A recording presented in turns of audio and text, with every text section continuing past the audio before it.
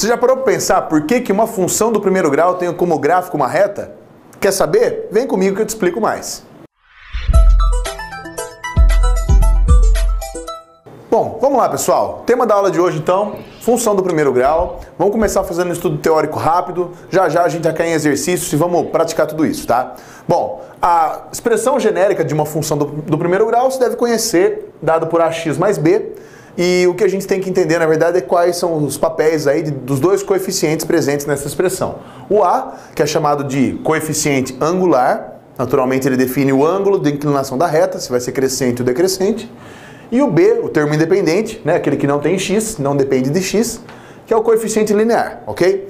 Bom, vamos começar pelo mais importante, que é o coeficiente angular, tá? Esse a variável que acompanha o x aqui, ok? Bom, ele é chamado de coeficiente angular, como eu já disse, porque ele vai determinar a inclinação da reta, o ângulo da reta com relação ao eixo x, tá? Então já até antecipo. Se esse a for maior que zero, se ele for um número positivo, mais 2, mais 3, mais meio, né? A reta vai ser crescente, tá? Muito bem. Já, se o coeficiente a for negativo, menor que zero, né? Menos 2, menos 5, menos 9, menos 1, menos meio, aí a reta vai ser decrescente. Muito bem. E em muitos exercícios eu vou fazer questão de trabalhar este coeficiente angular a como delta y por delta x, tá? Bom, nesse momento essa informação vai ficar um pouco vaga, ela está sendo só jogada aqui, mas dentro dos exercícios ela vai ser ressaltada e vai ficar claro, na verdade, qual é o papel e qual é a importância dessa informação aqui, tá? Posso dizer, garanto, o coeficiente angular, ele é uma taxa de variação. Ele aparece muito no campo da física. Por exemplo, quando você estuda o movimento uniforme, no gráfico espaço por tempo, você tem lá o gráfico também sendo uma reta. E o conceito de velocidade é exatamente esse aqui, né? Por exemplo, velocidade, ΔS por ΔT, é o ΔY por ΔX, na verdade. Então ali você tem uma velocidade fazendo exatamente o papel do coeficiente angular, tá? Por isso que lá na física, no movimento uniforme, na função horário do espaço, lá espaço por tempo, se a velocidade for positiva, dá uma reta crescente, se a velocidade é negativa, dá uma reta decrescente, tá? Bom, outro elemento que também pode ser usado para comparar na física é o coeficiente linear, tá? O papel dele, na verdade, é determinar, não só, né, mas ele determina onde a função corta o eixo y. Porque se você jogar zero na função, f de zero dá a vezes zero mais b. Então quer dizer, a imagem do zero é b. Logo, a reta vai cortar o eixo y exatamente nesse valor aqui, tá? Se o a for positivo, então nós teríamos uma reta assim, ó, crescente, interceptando o eixo y exatamente no b, tá? Repito, corta no b, porque aqui, ó, embaixo o x vale zero. E se você jogar zero na função, a vezes zero, some, sobra b, certo? Então a imagem sempre vai ser b sobre o eixo y.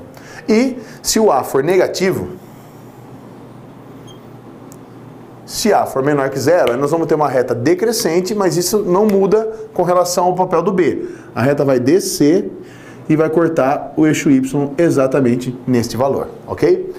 Bom, talvez você esteja se perguntando, né? Onde corta o eixo x? Bom, para cortar o eixo x, você vai ter que pegar a expressão da função e igualar a zero. Porque em cima do eixo x é o y que vale zero. E o y é a função. Então, se eu igualar isso tudo a zero e isolar o x, nós vamos encontrar menos b sobre a. Que é, na verdade, o valor da raiz da função, tá? Onde ela corta o eixo x aqui, anota aí se você não lembrava, onde ela intercepta o eixo x é a raiz ou zero da função, ok? Vou até escrever, vai. Raiz ou zero da função, tá? Então isso aqui é a raiz ou zero da função. E isso aqui também, ó, tá? É a raiz ou o zero da função. Bom, beleza, uma teoriazinha simples, vamos praticar um pouquinho, vamos ver agora, em primeiro lugar, por que o gráfico de fato é uma reta, né? Eu estou jogando essa informação, mas agora eu vou provar por que realmente o gráfico de função do primeiro grau é reta. Vamos lá. Bom, vamos agora construir o gráfico de uma função do primeiro grau bem detalhadamente para a gente ver o comportamento real dela, tá? Vamos fazer em escala mesmo nesse plano cartesiano aqui. É o único que eu vou fazer em escala, na verdade, porque na maior parte dos problemas a gente pode construir o gráfico fora de escala, porque muitas vezes o que é relevante é a análise de sinal da função. Então, montar todo o gráfico bonitinho assim, isso realmente não é algo tão relevante, tá? Vai ser nesse momento para que a gente consiga perceber, sentir de fato por que uma função do primeiro grau tem como gráfico reta e, sinceramente, o mais importante é entender qual vai ser o efeito desse coeficiente angular na hora da evolução das imagens aqui, tá? Bom, vamos começar a calcular então, montar uma tabelinha com os valores. Vou chutar alguns valores de x aqui, convenientes, tá? Pra gente jogar lá no gráfico e vamos verificar as imagens respectivas, tá? Vou colocar só números não negativos. Eu vou começar aqui com o x valendo zero, tá? A imagem para x valendo zero, o y, que a função vai retornar, 2 vezes 0, menos 6, menos 6, certo? Aquilo que eu acabei de dizer na teoria, né? O termo independente, o menos 6, é exatamente aonde a função intercepta o eixo y, que é quando o x vale 0, tá? Então esse aqui, ó, com x valendo 0, eu já tenho o y valendo menos 6. Posso até marcar esse ponto já para você ver, ó.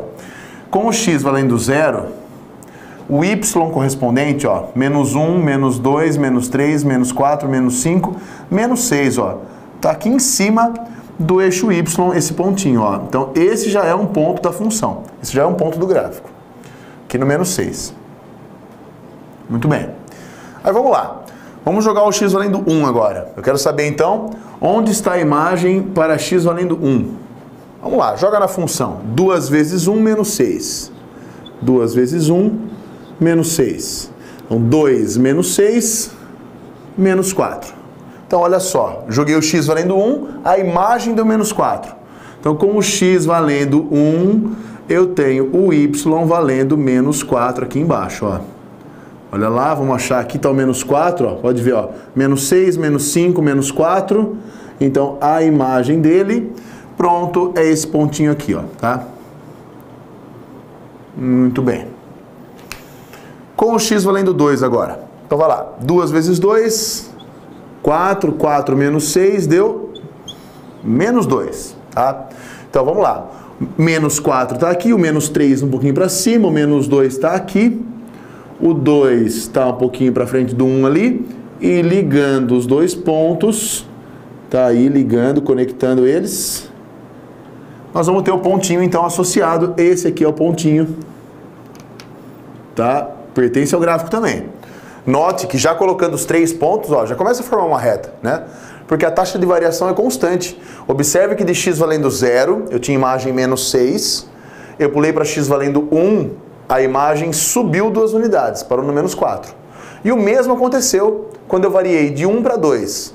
A imagem estava no menos 4, saltou para menos 2, quer dizer, eu subi 2 unidades. Tá? E isso é o que vai acontecer ao longo das próximas imagens. Toda vez que eu aumentar o x, eu vou subir 2 na imagem. Que é o efeito que esse coeficiente angular causa na função do primeiro grau.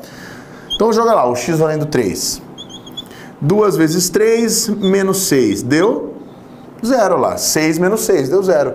Observe, novamente, insisto, aumentei 1 no x, aumentei 2 no y. Tá? Isso se deve ao fato do coeficiente angular ser 2. Ele aumenta 2 unidades na imagem para cada aumento de 1 unidade no x. Tá? Então tá lá, com o x valendo 3, a imagem é 0. Então com o x valendo 3, o y vale 0, quer dizer, o y aqui vale 0. Olha lá. Muito bem. E aí, para fechar esse procedimento, o x valendo 4.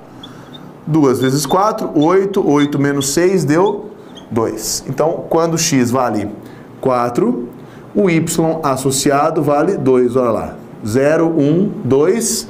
Ligando os pontinhos. Tá aí, ó. A imagem do 4 tá lá em cima, ó. Muito bem, tá? Agora, isso são pontos de reta.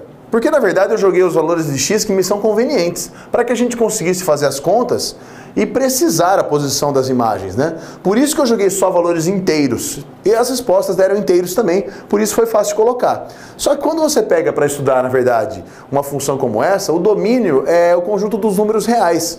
Geralmente, né? Aqui não há restrição com relação ao domínio, eu posso jogar qualquer número real, inclusive os números quebrados, né? Posso jogar 1,5, 1,7, 2,9, o π, por exemplo, que é um número irracional também. Todos eles vão ter umas imagens, né? As imagens respectivas. E todas elas vão estar alinhadas com esses pontos aqui, né? Porque a taxa de variação é constante, então nós vamos ter uma reta com certeza.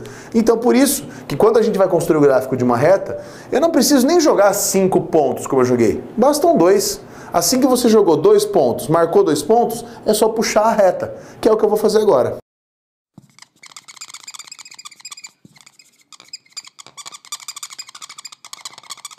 Bom, então tá aí, ó, gráfico construído, um gráfico de reta, tá?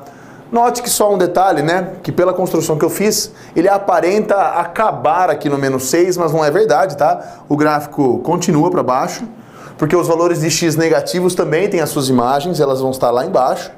E para frente do 4 também, né? Valores de x maiores do que 4 também tem imagem, né? Se eu jogar o 5 na função, o 6, o 6,1, o 7, 7,3, qualquer número quebrado, o que vai fazer esse gráfico, então, continuar para o infinito também. Então a reta, na verdade, ela é infinita nos dois sentidos aí, quando a gente considerar o domínio da função reais, tá? Se você pode jogar qualquer número real aqui no lugar do x, você vai gerar infinitas imagens, então a reta fica infinita nos dois sentidos.